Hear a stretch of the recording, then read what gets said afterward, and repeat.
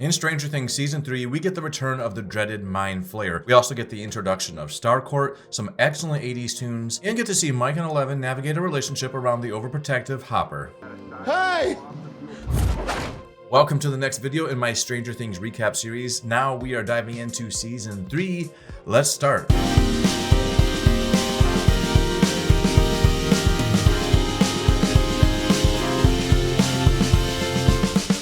Before I get too far into this review, I do want to let you know that NordVPN is running some insane deals for Black Friday. If you want to stay anonymous from companies like the evil Hawkins Lab, then click the link in the description to take advantage of these savings from NordVPN. I've been using it myself and it works pretty darn well. Jumping over to our recap, we see right from the get-go that a team of Russian scientists are attempting to open a gate to the Upside Down. Why they would want to do that is a big mystery, but that's what's going on, and it sets the tone for what will be the main storyline for the rest of that third season. Moving on, since the second season ended, Mike and Eleven have started full-on dating, and they are together so much that it really starts to irritate Hopper, who wants control back in his life and order. He has strict rules for Eleven to keep the door open 3 inches at all times, but that doesn't seem to be discouraging the two lovebirds from their constant kissing. So Hopper eventually approaches Joyce and asks for some advice on how just to navigate this tricky situation. Together, the two of them come up with a plan for how to approach this matter delicately. But in typical Hopper fashion, the conversation with Mike turns more into threats than a positive conversation about boundaries. As a result of that conversation, Mike starts lying to Eleven about why he can't hang out, which Elle senses is a lie pretty much from the get-go, and she goes to Max to sort things out. This season marks a big change between these two, because in Season 2, Eleven was very jealous of Max. She wanted to get rid of her just as much as Mike did, but in this season, Season 3, they really bond and form a really tight friendship. Let's jump over to Nancy and Jonathan, who are working at the Hawkins Post. Jonathan as a photographer and Nancy as, well, a secretary. This is a time period where women were not valued all that well, and I'm not really sure we've changed too much since then, but even worse way back then. And for a strong personality like Nancy, it's not exactly easy for her to bite her lip, and she really wants to make a name for herself. So after taking a phone call from a woman who says she has rabid rats, she decides to start her own investigation, and she drags Jonathan along with her. They go and speak to Miss Driscoll, and they confirm that for sure something is eating that fertilizer, and there is one heck of a crazy looking rat. Our first scene with Dustin shows us that he has been gone at a summer camp, and it's at this summer camp that he meets a girl named Susie, which most of the guys don't really believe even exist. Girlfriend?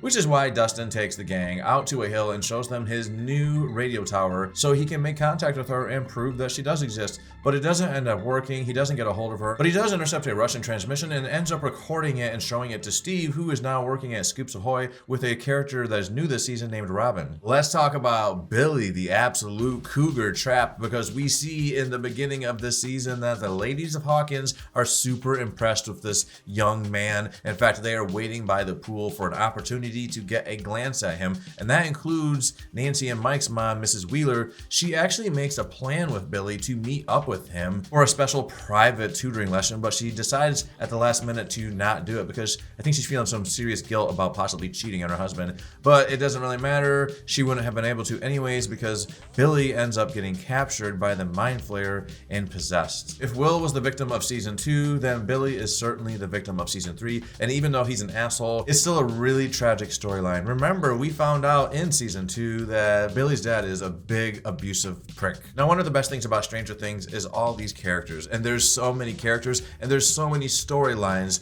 within these seasons. Joyce has her own side quest this season, one that first starts in episode 1 when she notices some of her magnets have lost some of their magnetism. This leads to her going and speaking to the kid's science teacher so that she can find out exactly what's going on. This woman is determined. But the thing is, she was supposed to actually go have dinner with Hopper when she actually went and talked to this guy about the magnets. So that really does not go over well with Hopper. He does not take getting stood up very well. While Max and Eleven are hanging out, they come up with the idea to spy on some of their friends, and eventually Max convinces Eleven to spy on her brother Billy, but as they attempt to see Billy, Eleven notices something really strange of him. Not to mention, he seems like he actually saw her in the mind realm, which really freaks her out. This leads to her trying to find out just what Billy is up to. The two of them go to Billy's bedroom and discover a bloody whistle, which deepens the mystery even more and results in them going to the pool to figure out just what has happened to Chrissy, the girl who owned that whistle. Another big part of this season season is the realization that youth cannot last forever, and you're not going to always stay in the basement hanging out with your friends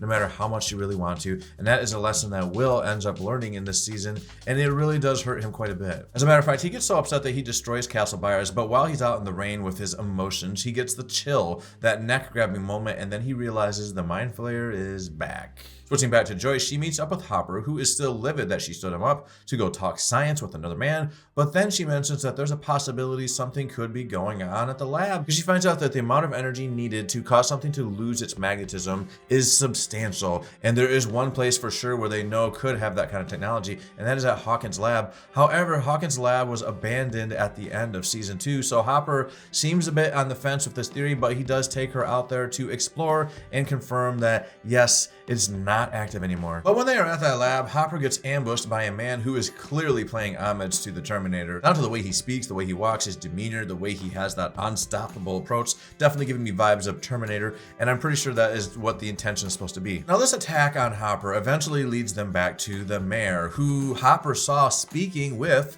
this guy that beat him up. Harbour roughs up the mayor and is able to find out that the Russians have been buying up land around town and that the mayor has been helping them do it.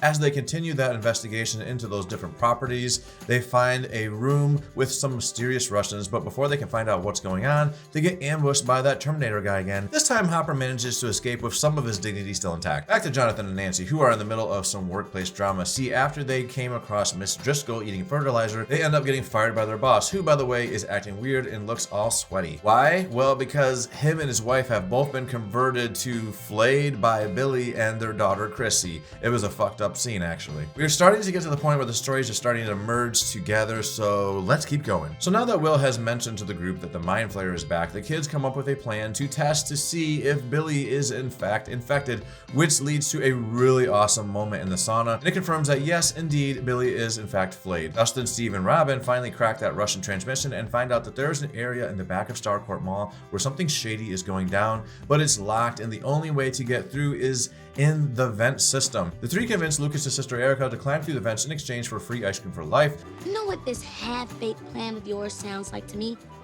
Child endangerment. And once they are in this room, they realize it's not just a room, it's an elevator. They find that out when that thing starts to go down. It brings them all the way down to a secret Russian base that is beneath Hawkins, the very base where they are attempting to open the gate. Joyce and Harbour bring the Russian that they recovered, his name is Alexei, to Murray since he is able to speak Russian, and they find out exactly what the Russians are up to. They're opening a new gate, which prompts them to immediately decide we have to go find the kids. Joyce is thinking, oh god, Will's in trouble. And they end up going to a local town fair to find the kids. They think the kids might be there, and the kids are not there, but who is there is that crazy Russian guy that is basically a Terminator copycat, and he kills poor Alexei, who we were all just starting to get used to. Back to Nancy, who just saw Mrs. Driscoll basically go crazy and had black veins. Well, she reaches out to Steve, and the two of them meet up with the kids, and they finally find out that Billy is taken over. The whole gang ends up going to try to check on Miss Driscoll in the hospital, but as it turns out, the Mind Flayer was already expecting them and ambushes them. 11 is able to beat that disgusting blob creature,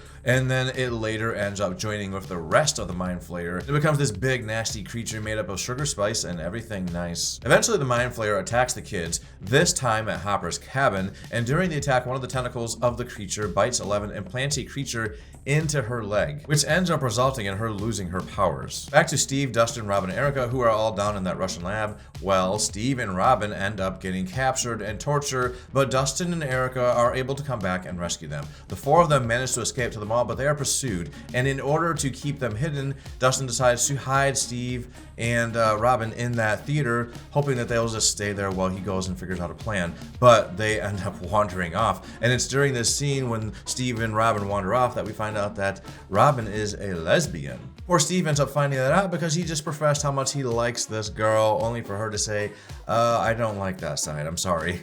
Now, they do end up getting spotted, and they have to make a run for it through the mall, and just as they are about to get captured by the Russians, 11 shows up and saves the day. Eventually, Joyce, Harbour, and Murray catch up with the kids at the mall, and they come up with a plan to destroy the gate yet again. We get a big battle at the mall, which results in Billy dying, a scene that was really quite sad. But Billy does end up getting a redemption moment in this episode, because previously 11 was able to enter his mind, and she she saw his past and she saw exactly what was going on, and she's able to break through to Billy and reach the Billy that is still inside by mentioning this memory to him, which snaps him out, and he sacrifices himself to save her, which unfortunately Max sees and is just absolutely devastated. They might not have had the best relationship, but that was her brother. And another sad scene comes as Joyce and Hopper finally make it to the gate. Something goes wrong and Hopper is unable to escape the blast. It appears that he died, but in the end credits we see a Russian prison, and in this Russian prison they are going and grabbing somebody to feed them to a Demogorgon that for some reason we should find out more about. Russia has a Demogorgon. They mention that there's an American in one of the cells, and that American very well may be Hopper. But since Hopper is presumed dead, Joyce takes in 11, and then she packs up the family and they move out of Hawkins